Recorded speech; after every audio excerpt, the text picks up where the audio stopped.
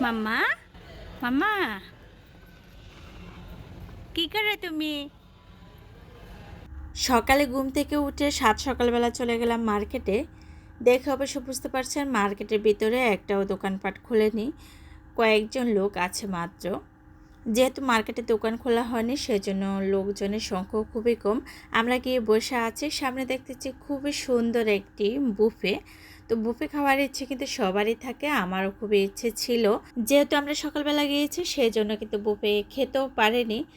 এত সকালবেলা যাওয়ার একটা কারণ আছে, আমার রামিসা মামুনিকে ডক্টর দেখাবো সেজন্য গিয়েছিলাম।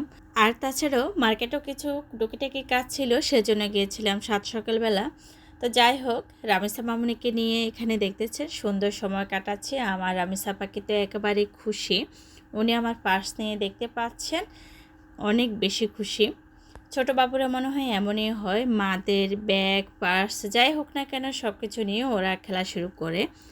আমার আজকের এই ভিডিওটি কেমন লাগলো অবশ্যই কমেন্ট বক্সে কমেন্ট করে জানাতে ভুলবেন না। প্লিজ ভিডিওতে একটা লাইক দিয়ে চ্যানেলটি সাবস্ক্রাইব করে চ্যানেলের সাথে থেকে যাবেন সব সময়ের জন্য।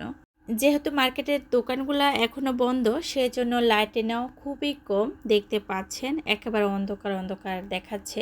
এই মার্কেটটি হলো ঢাকা সেনা মার্কেট। ঢাকা গিয়েছিলাম আমরা আমার পাখিকে, রামেসা পাখিকে ডক্টর দেখানোর জন্য।